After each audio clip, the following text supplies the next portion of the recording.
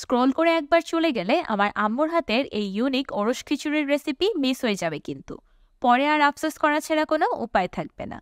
শীতের দিনে গরম গরম খিচুড়ি খেতে কার ভালো লাগে না বলুন তো? আর সেটা যদি হয় মশলাদার ওরস খিচুড়ি তাহলে তো আর কোনো কথাই নেই। আসসালামু আলাইকুম সবাইকে, আবারও চলে আসলাম শুক্রবার স্পেশাল একটি ধামাকা রেসিপি নিয়ে। ওরস খিচুড়ি রান্না করার জন্য আম্মু প্রথমে একটি সসপ্যানে দিয়ে দিল হাফ কাপ রান্নার তেল। তেলটা হালকা গরম হয়ে যাওয়ার পর দিয়ে দিল 1 কাপ পেঁয়াজ কুচি। এবার পেঁয়াজ কুচিগুলোকে হালকা বাদামি করে ভেজে নিবে। পেঁয়াজগুলো হালকা ভাজা হয়ে যাওয়ার পর দিয়ে দিল 4 টেবিল চামচ আদা রসুন বাটা। এবার আদা রসুন বাটা তেলে 1 মিনিটের মতো ভেজে নিয়ে দিয়ে দিল অল্প একটু পানি। এবার কিছু গুঁড়ো মশলা অ্যাড করে দিবে। দিয়ে দিল 2 চা চামচ হলুদের গুঁড়া, 1 টেবিল চামচ লাল মরিচের গুঁড়া, 1 টেবিল চামচ ধনিয়া গুঁড়া, 1 টেবিল চামচ ভাজা জিরার গুঁড়া, 2 চা চামচ গরম মশলা গুঁড়া আর স্বাদ মতো লবণ। এবার সবগুলো মশলা একসাথে খুব ভালোভাবে মিক্স করে নিল। এবার আবার অল্প একটু পানি অ্যাড করে আম্মু মশলাগুলোকে খুব ভালোভাবে কষিয়ে নিবে মশলার কাঁচা গন্ধটা দূর হয়ে যাওয়া পর্যন্ত।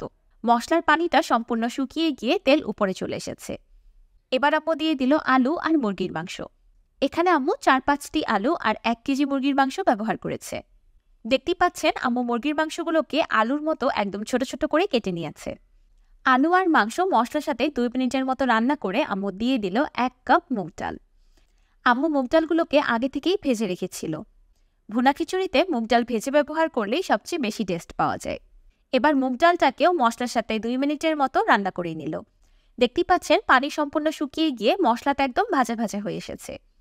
এবার অ্যাড করে দিল 2 কাপ পানি। এই পানিতেই আলু, ডাল আর মাংস 90% মতো সিদ্ধ করা হবে। তাহলে এগুলো সিদ্ধ হতে থাক, এই সময়ে আমরা ওরস খিচুড়ির সবচেয়ে মেইন ইনগ্রিডিয়েন্টটাকে প্রিপেয়ার করে নিই, যেটা বলতে পারেন এই ওরস খিচুড়ির জান প্রাণ। আজকের ওরস খিচুড়ি রান্নাতে আম্মু ব্যবহার করছে গ্রামীণ স্বাদের কুমড়ো বড়ি। এই কুমড়ো বড়ির যে কি টেস্ট, যারা খায় শুধু তারাই বলতে পারবে। যে কোনো খাবারের স্বাদকেই 10 গুণ বাড়িয়ে দেয়। শীতের সময় এই কুমড়ো বড়ি খুবই জনপ্রিয় একটি খাবার, তাই বেশিরভাগ রান্নাই অ্যাড করা হয়। আর আমাদের তো এই কুমড়ো বড়ি দিয়ে ওরস খিচুড়ি সপ্তাহে একবার না হলে চলেই না। তাই আমরা বাজারের লোকাল কুমড়া বড়িটা ব্যবহার করি না, গ্রামীণ স্বাদ থেকে অথেন্টিক কুমড়া বড়িটাই পারচেস করি। কারণ তারা এই কুমড়ো বড়ি তৈরি করতে পাকা চাল কুমড়া আর মাসকলাইয়ের ডাল ব্যবহার করে, যেটা খেলেই বোঝা যায়। আপনারাও যদি আমার আম্মুর হাতের এই ইউনিক ওরস খিচুড়ি বাসায় বানিয়ে খেতে চান তাহলে গ্রামীণ স্বাদ থেকে কুমড়ো বড়ি অর্ডার করতে পারেন। তাদের ফেসবুক পেজ লিংক আমি আমার এই ভিডিওর ক্যাপশনে ট্যাগ করে দেব। কুমড়ো বড়িগুলো ভাজার জন্য আম্মু একটি প্যানে দিয়ে দিল পরিমাণ মতো তেল। এখন আম্মু কুমড়ো বড়িগুলোকে লাল লাল করে ভেজে নিবে। যে কোনো রান্নাতেই এই বড়িগুলো ব্যবহার করার আগে ভেজে নিলে স্বাদটা বেশি ভালো আসে। গ্রামীণ স্বাদের কুমড়ো বড়ি খাওয়ার সময় কোনো বাজে স্মেল আসে না আর রান্না করার সময় খুব দ্রুতই সিদ্ধ হয়ে যায়। তাই যে কোনো রেসিপিতে আমরা আমাদের মনের মতো করে এই কুমড়ো বড়ি অ্যাড করতে পারি। আপনারাও ইচ্ছে করলে গ্রামীণ স্বাদ থেকে একবার এই কুমড়ো বড়ি অর্ডার করে খেয়ে দেখতে পারেন, আশা করছি আপনাদের কাছে অবশ্যই ভালো লাগবে। বড়িগুলো ভাজা হয়ে গিয়েছে, এবার তেল ছেঁকে তুলে নিল। এইদিকে আলু, মাংস আর ডাল 90%-এর মতো সিদ্ধ হয়ে গিয়েছে। বড়িগুলো ভাজার পর চারিদিকে এত সুন্দর একটা ঘ্রাণ ছড়িয়ে পড়েছে যে বলে বোঝানোর মতো না। আমি আপনাদেরকে একটি বড়ি কাছ থেকে দেখিয়ে দিচ্ছি। এই কুমড়ো বড়িগুলো খেতে যেমন মজাদার তেমনি স্বাস্থ্যকর, তাই আপনারাও এই শীতে কুমড়ো বড়ি বেশি বেশি করে খাবেন। এবার আম্মু অ্যাড করে দিল ভেজে রাখা কুমড়ো বড়ি।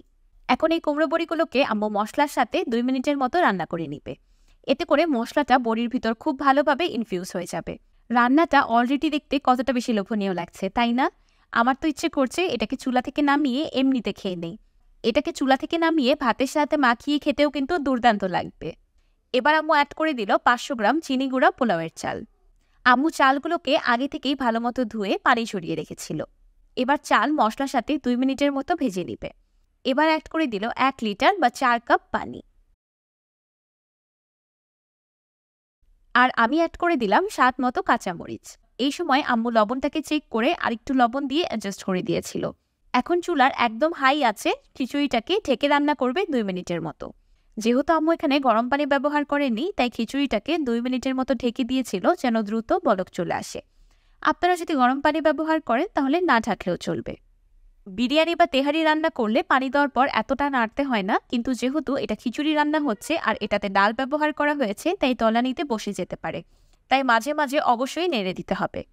যেহেতু খিচুড়িটাতে কুমড়ো বড়ি আছে তাই বড়ি অনেকটাই পানি শোষণ করে নিবে।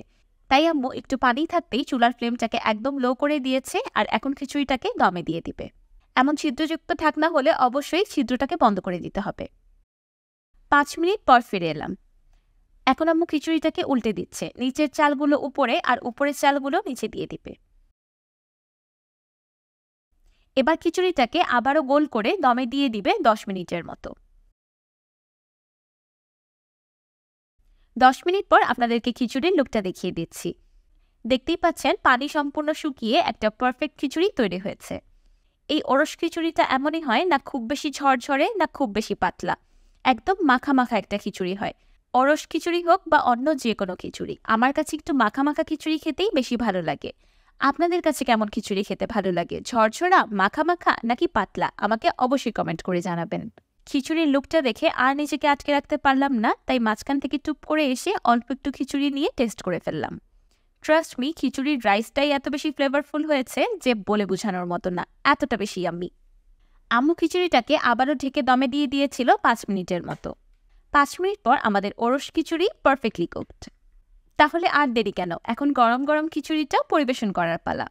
যারা অভিজ্ঞ রাঁধুনি আছেন তারা রান্নার কালার বা আউটকাম দেখলেই বলতে পারেন সেটা খেতে কেমন হবে।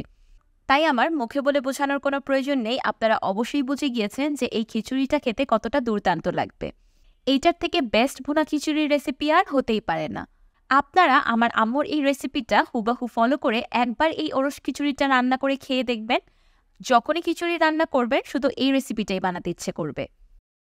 মাংস, আলু আর কুমড়ো বড়ির সমন্বয়ে তৈরি এই খিচুড়িটা আপনি যখন খাবেন আপনার কাছে খেতে অমৃতর মতো লাগবে। কুমড়ো বড়ি মাখিয়ে খিচুড়িটা খাওয়ার সময় মনে হচ্ছে যেন পেঁয়াজু দিয়ে খিচুড়ি খাচ্ছি। দেখতেই পাচ্ছেন মাশাআল্লাহ কুমড়ো বড়িটা কত পারফেক্টলি সিদ্ধ হয়েছে। বড়ি দিয়ে তো অনেকেই মাছের ঝোল, সবজি বা ভর্তা বানিয়ে খায়। একবার এইভাবে খেয়ে দেখবেন, মাছ মাংস ফেলে খাবেন। আমি তো কথা বলতে বলতে 1 প্লেট ওরস খিচুড়ি খেয়ে শেষ করে ফেললাম। তাহলে আপনারা কেন বসে আছেন, এখনই উঠুন আর বানিয়ে ফেলুন আমার আম্মুর এই ইউনিক খিচুড়ির রেসিপিটি। আমার এই শুক্রবার কাটলো আমার আম্মুর হাতে ওরস খিচুড়ি খেয়ে। দেখি পরের শুক্রবার আম্মু আমাকে কি বানিয়ে দেয়। শেষ।